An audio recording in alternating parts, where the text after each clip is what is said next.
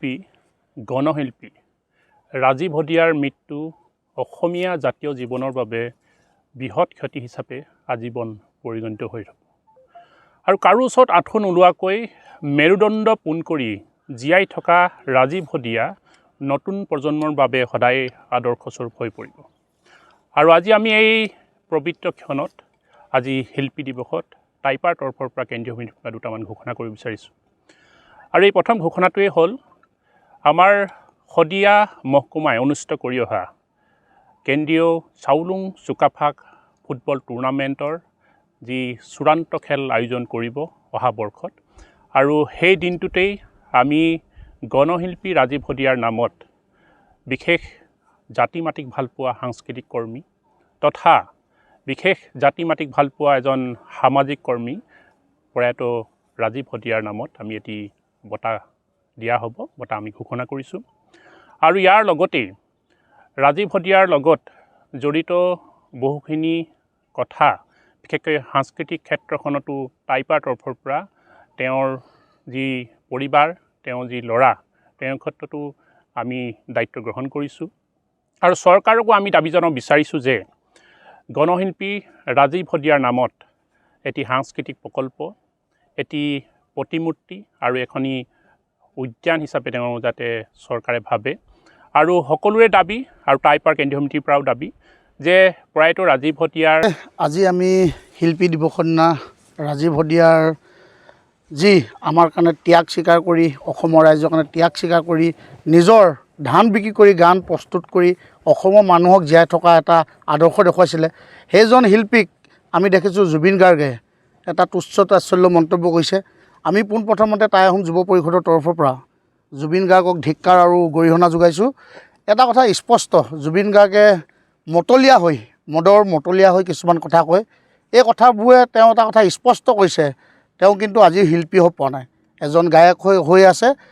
পুনৰবাৰ আমি জুবিন গাৰ্গক দাবী উত্থাপন কৰি যাতে এনেকুৱা টুলুঙা মন্তব্য নিদিবৰ কাৰণে আমি পুনৰবাৰ টাই আহোম যুৱ পৰিষদৰ পৰা আহ্বান জনাইছোঁ। ৰাজীৱ হদিয়াৰ গোটেই প্ৰসংগটোত আমি যদি ভিলেইন বা খলনায়কৰ এটা যদি ৰূপ থাকে ন, এখন চিনেমা যেতিয়া হয় তাতে কোনোবা হিৰো হয়, কোনোবা এটা ভিলেইনৰ ৰূপ এটা ল'বলগীয়া হয়।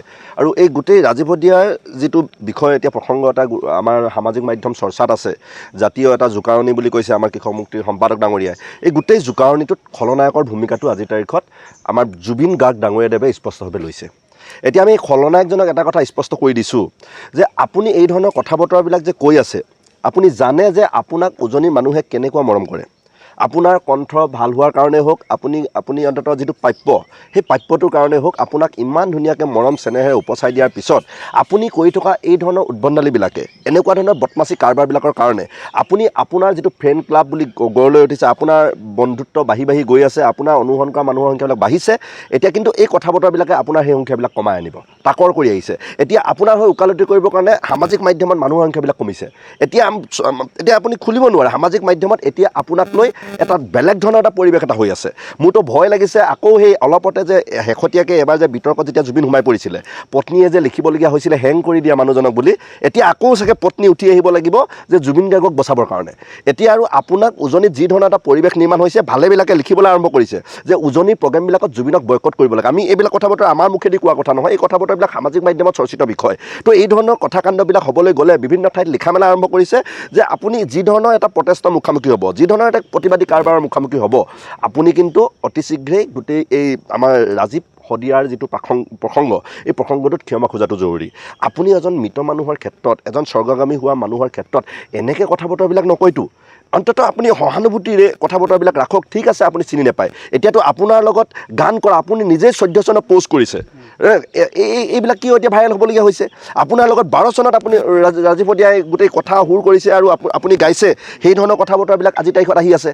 14 চনত আপোনাৰ লগত একেলগে গান কৰিছে, কিবা অন্তু চাউদাকে গোটেই ফাইনেন্স কৰিছে, এই কথা বতৰাবিলাক সামাজিক মাধ্যম আপুনি নিজে আপোনাৰ ছ'চিয়েল মিডিয়াত এইবিলাক প'ষ্ট কৰি ৰাখিছে। এইবিলাক এতিয়া আমাৰ ফ্ৰেণ্ড চাৰ্কুলবিলাকে, ৰাজীৱ হদিয়াৰ অনুগামীবিলাকে খুচৰি মেলি পাব্লিক কৰি দিছে।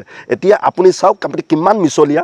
কেৱল মদৰ নিচাত 8 PM পিছত বুলি খুব এটা চৰ্চিত এটা বাক্য আছে, 8 PM পিছত হোৱা কথা বতৰাবিলাক জুবিন গাৰ্গৰ সঁচাকৈ খুব ভয়ংকৰ আৰু এই কথা বতৰাবিলাকে আপোনাৰ ফেন চাৰ্কুলত এটা বিৰূপ প্ৰভাৱ পৰিছে আৰু অসমীয়া ৰাইজে কিন্তু আপোনাক গণহত্যা আৰু গোটেই ৰাজীৱ শদিয়াৰ প্ৰসংগটোত আপুনি খলনায়কৰ ভূমিকাটোৰ পৰা ওলাই আহিবৰ কাৰণে আমি আহ্বান জনাইছোঁ আৰু আপোনাক এতিয়াও সন্মান কৰে মানুহে ৰাজীৱ শদিয়াৰ প্ৰসংগটোত আপুনি অন্ততঃ ক্ষমা খুজি আপুনি অন্ততঃ তলমূৰ কৰি ডাঙৰীয়াই আমাৰ প্ৰয়াত গণশিল্পী ৰাজীৱ শদিয়া ডাঙৰীয়াৰ ওপৰত কালি যি মন্তব্য অপমানসূচক মন্তব্য আচলতে আগবঢ়াইছে মই ভাবোঁ যে এয়া জুবিন গাৰ্গৰ চৰম এক অহংকাৰৰ তেওঁৰ বক্তব্য বা এক অহংকাৰী মানুহৰ বক্তব্য হিচাপে কালি তেওঁ এই বক্তব্য আগবঢ়াইছে।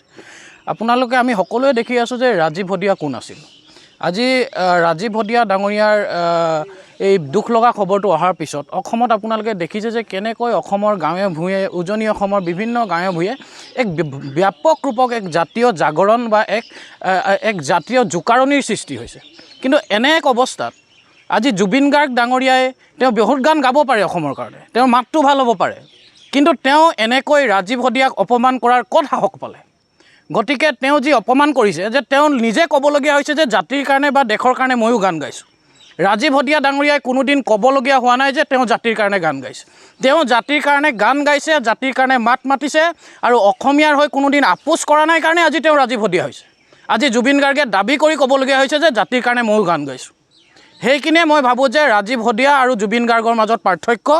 ৰাজীৱ শদিয়া ডাঙৰীয়া সদায় অমৰ হৈ থাকিব আৰু আচলতে কথাটো কি যে যেতিয়াই মানুহে সিদ্ধান্ত লয় যে মই কোনোদিন আপোচ নকৰোঁ, যেতিয়াই মানুহে সিদ্ধান্ত লয় যে মই জাতিৰ হকে কাম কৰিম আৰু তেতিয়াহে এজন ৰাজীৱ শদিয়াৰ জন্ম হয়। আৰু এই ৰাজীৱ শদিয়াৰ অমৰ ৰাজীৱ শদিয়া, গণশিল্পী ৰাজীৱ শদিয়া, গতিকে ৰাজীৱ শদিয়াক এনেকৈ ধৰণৰ অপমানসূচক এনেকৈ ঠাট্টাসুলভ মন্তব্য আমি জুবিন গাৰ্গক নকৰিবলৈ আমি ভৱিষ্যতে সকীয়াই দিছোঁ। অন্যথা কিন্তু জুবিন গাৰ্গে উজনি অসমত এনেকুৱা ধৰণৰ মন্তব্য কৰাৰ কাৰণে তেওঁ কিন্তু আমি ইয়াৰ কাৰণে তেওঁ তীব্ৰ প্ৰত্যাহ্বানৰ সন্মুখীন হ'ব।